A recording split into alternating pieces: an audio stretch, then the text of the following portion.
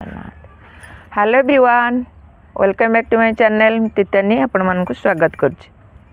आज आम ये मंदार गछर केमती केयर नबा आउ तार केमती बहुत सारा कढ़ आसीबो और शीत दिन रे बहुत सारा फूल फुटिबो चलंतु प्रस्तुत करिबा।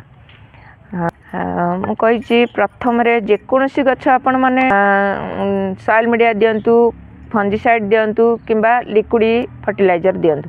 प्रथम रे मूल को एमती खुशे देबे जा फल कि ता मूल को ऑक्सीजन जाई परिवो।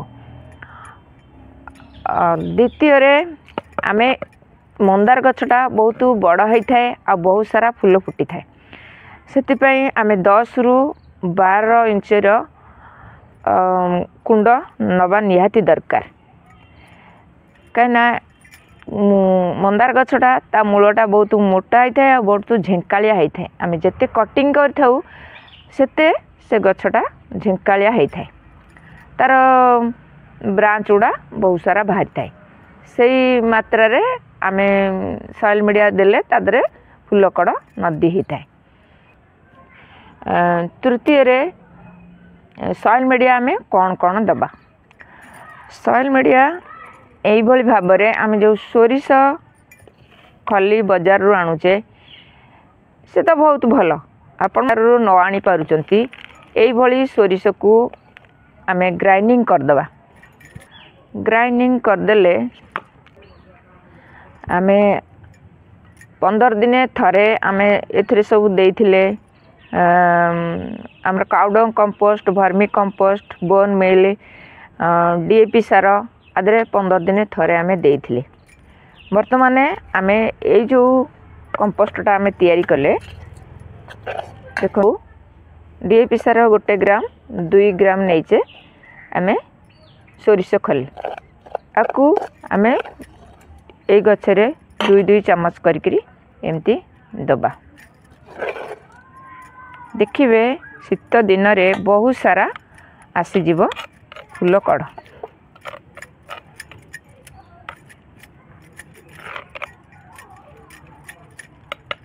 तापरे 15 दिन हो गले आपण माने एप्सल सॉल्ट मैग्नीशियम जोटा कहउचंती 1 चम्मच रे 2 लीटर पानी रे आपण माने ताकू स्प्रे करि परिबे आ ता मूल रे देई परिबे।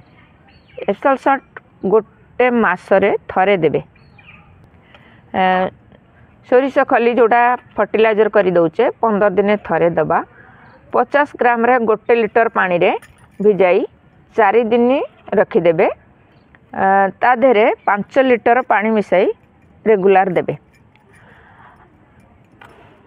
गछरे फूल कड़ बहुत सारा आसिले देखंतु ए भली फूल कड़ बहुत सारा आसिले आपण कौन करिवे ना जो सोरिष खलीटा दउचंती ताकू आउ टिके पतला कर देबे। धर 5 लीटर देइचंती 7 लीटर पानी कर देबे। ताकू प्रतिदिन ता मूल रे देबे आउ ऊपर स्प्रे करिवे। गोटे कथा मन रखंतु सोरिष खली जते बेले आपण माने दउचंती आमे सॉइल मीडिया रे आमे सार रे मिसई कि दउजे सीए अलगा, किंतु जोटा आमे फर्टिलाइजर करके दउजे तार गर्दा गुड़ा जदि तले रही थाए ताले पोक लगी थाए। मिलीपोक मंदार गछरे बहुत शीघ्र अटैक कर जाई थाए। तेनु से जो सोरिष खली आपण माने देबे से सोरिष खली की छाणी किरी आपण माने सबु बेले गछरे देबे और ऊपर स्प्रे करिवे। सेटा छाणी किरी देले एते शीघ्र मिलीपोक लागिवनी। प्रति 15 दिन थरे हमर फंजीसाइड पाउडर स्प्रे करिवे, कारण मंदार गछरे बहुत शीघ्र लगी जाई थाए मिलीपोक। आउ सबु बेले एई भली माने हलदिया पत्र पड़ जाइथिबो आ तार डेम्फ जो फूलटा नहीं ताकू प्रतिदिन ताकू काढ़ी दउथिबे, कारण सेइतिरु ही पोक सृष्टि होती। देखले तो यही भाव में आपण माने गछर केयर नियंतु आओ बहुत सारा शीत दिन रे फूल पांतु।